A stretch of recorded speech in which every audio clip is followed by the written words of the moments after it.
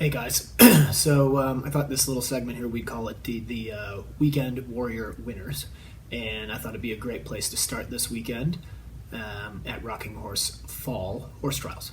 So I thought most of the time when I do these little segments, it's probably going to be the FEI events, but this is sort of the final prep run before Jockey Club, and I thought it might be a good one just to run through a couple of the divisions at the preliminary and intermediate and advanced intermediate level, pick out a couple of the top finishers, and just give you my insight into where things are going and what those horses and riders are doing. So the first division actually was the advanced intermediate, which would probably be horses that are more likely going to be aiming for the 4-star long at the Jockey Club coming up.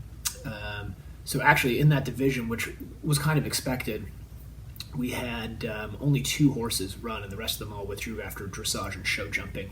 That's not unusual because we've only got one off weekend between Rocking Horse and then the Jockey Club. So you have Rocking Horse, you have one empty weekend, and then Jockey Club happens. So a lot of people aren't going to run those Jockey Club horses around in a big intermediate track. I thought it was interesting. I'd never seen before the advanced intermediate cross country typically would run over the same cross country course as the intermediate horse trial, but they actually added some different combinations. Never seen that done before. It was kind of cool. It was a little bit more of a beefy intermediate in a couple spots, I guess. Unexpected, and I'm not sure if it was necessary or not, but it was good of Rocking Horse to put it on. So in that division, actually, the one person I wanted to talk about was Ashlyn Michael. She has a really cool horse named Emporium, but it is difficult, and it's funny about the water.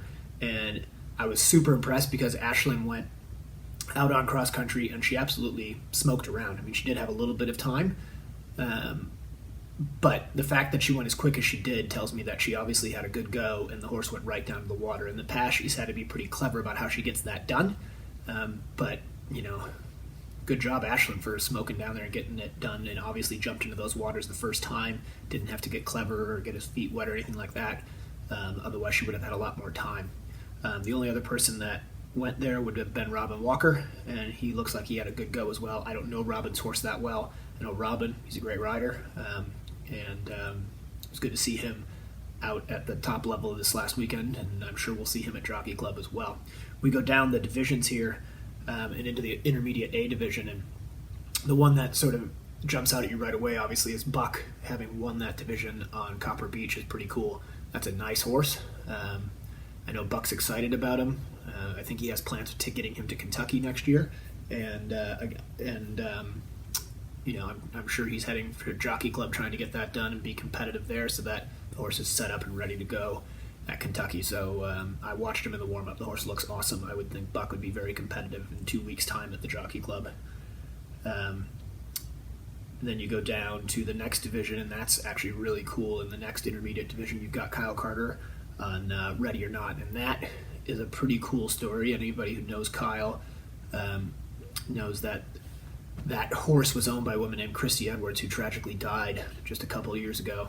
And Kyle's been just plugging away on this horse, and I know he's really emotional about it. He really loves the horse, and rides it really in Christy's memory. And her family has stepped up and supports the horse, and I think he's actually syndicating that one, and that's pretty cool. He had a great weekend, and it's just kind of a plain brown wrapper, that little mare, but it just puts in a nice test and jumps great and runs fast, and Kyle really rides it well, so I'd be watching out for that one at Jockey Club in the 3-star as well. Pretty neat horse. So those are the top divisions there. But really, the big winner this weekend from Rocking Horse was all the competitors, because I have to say, the competitors went to Rocking Horse, and we all get tired of the drive out there. It's an hour and a half away, but we went to that event a few years ago and told them that some things needed to change. It had been around for a long time. It had served everybody really well, but as the sport sort of modernized, some of the facilities that at Rocking Horse didn't modernize as quickly as we thought they needed to. So the riders went to the organizers at Rocking Horse and asked them for a few things, mainly better footing and better courses. And I'm happy to say they totally stepped up and got that done. So we had a new pad to warm up on for the show jumping. That show jumping ring at Rocking Horse is actually quite a difficult ring to jump in because it's quite a small ring. But they put in a great warm-up ring for us, and that's made just a huge difference. We have good, consistent footing to jump on in the warm-up and in the competition ring, and the horses do jump better for it. And then on top of that, they've obviously put in a great footing management program or turf management program for the cross-country course. The footing's the best it's ever been out there, and it's really improved over the last couple of years every event I go to. By the time April comes around, they've run a ton of horses on that ground, and sure, there's a couple spots that maybe aren't as perfect as they should be, but the fact that they've put all this effort in, they've gotten a lot of the traffic off of it in the off-season, and really dedicated to putting on the best possible events that they can. It makes just such a huge difference. So those are your winners this weekend. We got the guys from the horse trial. We got Ashlyn and Buck and Kyle, and most importantly, we got all of our horses that are the big winners because Rocking Horse has done such a great job in these last couple of years. All right, till next time.